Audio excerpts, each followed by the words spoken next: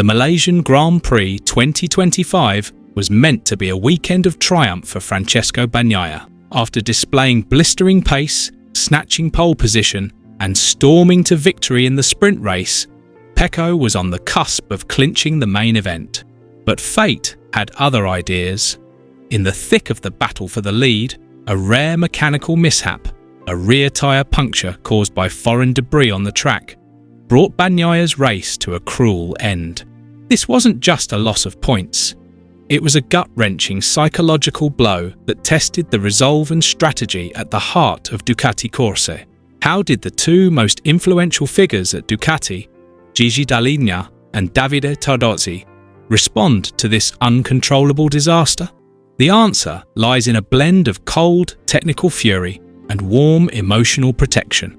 Let's dive in, hit that like and subscribe, and make sure you watch till the end. This incident wasn't the result of reckless riding, but pure bad luck.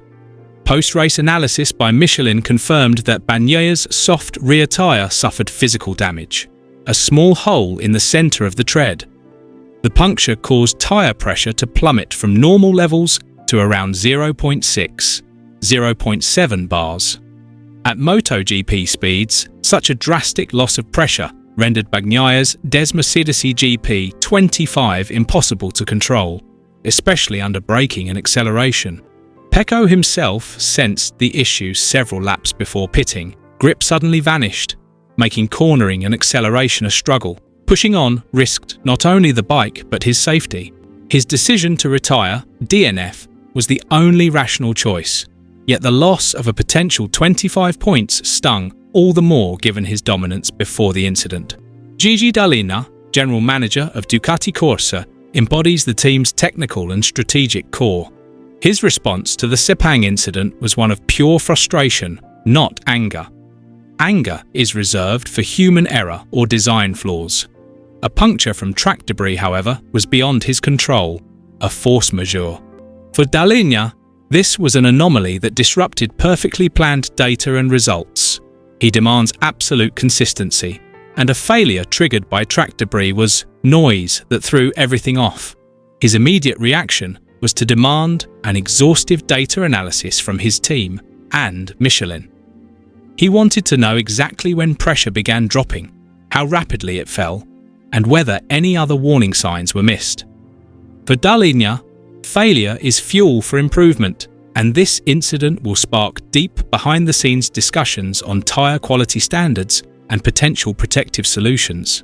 Dall'Igna knows every point is critical. Losing 25 points for a win was a massive strategic blow. While he'll keep public criticism in check, his internal disappointment must be profound, seeing his superior bike and rider undone by a stray piece of debris. On the other hand, Davide Tardozzi, team manager of Ducati Lenovo, acts as the emotional shield for Bagnaia and the entire squad. Tardozzi understands that such an incident can heap immense psychological pressure on a rider fighting for form. Tardozzi was quick to stress that Bagnaia made no mistakes. He publicly declared 100% faith in Pecco. This was crucial to prevent the media or fans from pinning blame on the rider for an incident clearly not his fault. Tardozzi had to ensure Pecco's morale didn't crumble.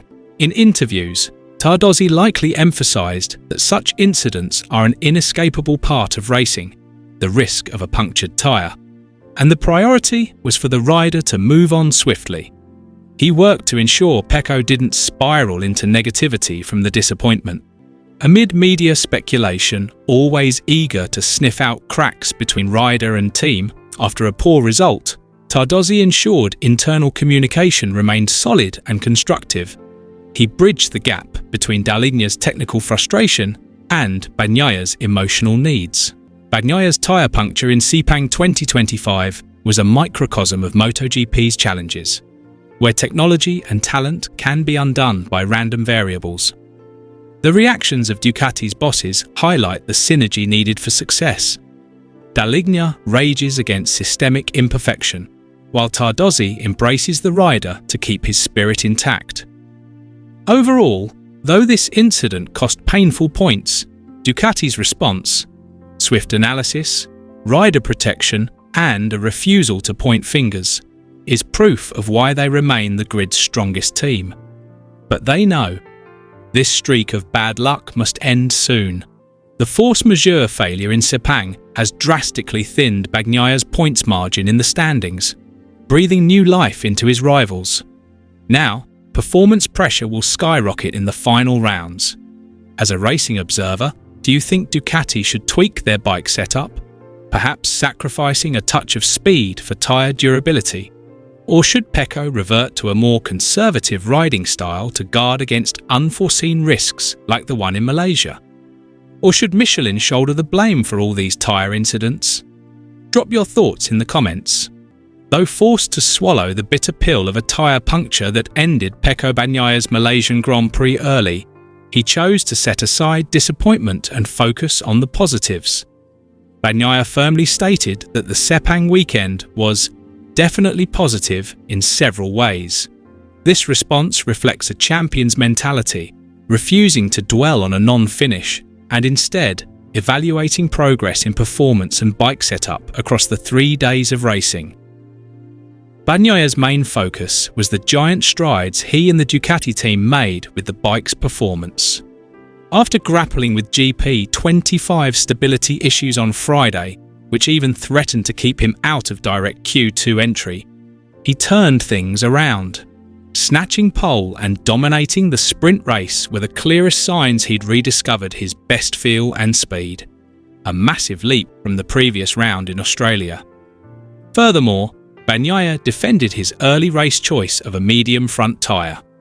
Though some questioned it, he felt the combination allowed him to brake harder and more effectively, vital for holding position, especially in fierce battles with riders like Pedro Acosta.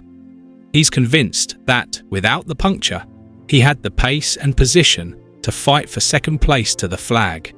For him, that's proof of solid hard work. With the setup progress and regained speed found in Malaysia, Pecco Bagnaia now looks to the final 2 rounds with full confidence. He concluded that team collaboration has been spot on, and his goal is to confirm that progress at the upcoming circuits. After seeing Bagnaia back at his peak, can he seal the title with back-to-back wins in the remaining races? Share your predictions. Thanks for watching. Welcome to GP Talks. Don't forget to subscribe and press the bell icon for more updates.